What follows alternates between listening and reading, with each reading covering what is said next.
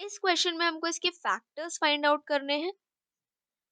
अब इनमें तो कोई एक ऐसी टर्म नहीं है जो कि तीनों में कॉमन हो, और ना ही हम इसके दो दो के पेयर बना सकते हैं क्योंकि यहाँ पे तीन ही टर्म्स है। तो हम देखते हैं कि हम इसमें किसी आइडेंटिटी का यूज कर सकते हैं या नहीं। अब सबसे पहली आइडेंटिटी जो हमने पढ़ी थी वो थी A square plus B square plus 2ab।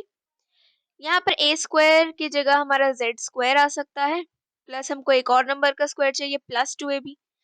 लेकिन यहाँ पर ये दोनों साइन हमारे पॉजिटिव है और यहाँ पर ये दोनों नेगेटिव है, यानी कि ये वाली आइडेंटिटी तो हम नहीं यूज कर सकते। नेक्स्ट आइडेंटिटी हमने पढ़ी थी A square plus B square minus 2ab। Again यहाँ पर एक पॉजिटिव एक नेगेटिव है, यहाँ पर दोनों नेगेटिव है तो ये वाली भी यूज नहीं होगी। और तीसरी आइडेंटिटी पढ़ी थी A square minus B square, ये तो यूज हो ही नहीं सकती क्योंकि इसमें दो ही टर्म्स है और यहाँ पर हमारे पास तीन टर्म्स हैं।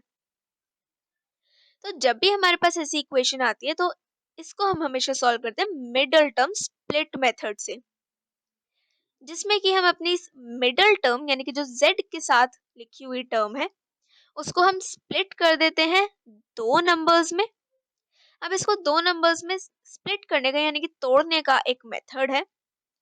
यहाँ पर हमको दो नंबर्स चाहिए जिनका सम हमारा आएगा -4 के इक्वल, यानी कि z के साथ जो नंबर लिखा हुआ है वो, और प्रोडक्ट हमारा आएगा इस कांस्टेंट टर्म यानी कि -12 इंटू जेड स्क्वायर के साथ जो नंबर है उसके इक्वल, -12 इंटू 1 यानी कि -12 के इक्वल।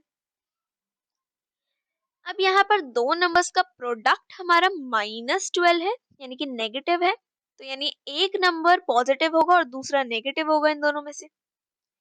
और क्योंकि सम भी हमारा नेगेटिव है यानी कि जो बड़े वाला नंबर है वो हमारा नेगेटिव होगा।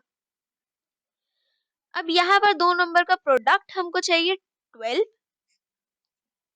तो 12 वन जा भी 12 होता है, 6 टू जा भी 12 होता है और 3 फोर जा भी होता है 12। क्योंकि हमको बड़े वाला नंबर नेगेटिव चाहिए -12 के लिए तो इनके आगे हम माइनस साइन लगा देते हैं जो बड़े नंबर्स है। अब हम अपने सम पर आते हैं, सब हमको चाहिए -4 के इक्वल। इसको हम सॉल्व करेंगे -12 प्लस 1 यानी कि -11, -6 प्लस 2 हमारा आएगा -4 और 3 -4 हमारा आ जाएगा -1 के इक्वल। तो क्योंकि सम हमको -4 चाहिए यानी कि दो नंबर्स हमारे हो जाएंगे -6 और 2 के इक्वल। इनको नोट कर लेते हैं। तो यहाँ पे दो नंबर्स हमको मिल गए 2 और -6। अब हम अपनी इस मिडल टर्म यानी कि -4z को इन दोनों के फॉर्म में लिखेंगे, तो ये हो जाएगा 2z -6z। तो ये इक्वेशन हमारी बन जाएगी इसके इक्वल।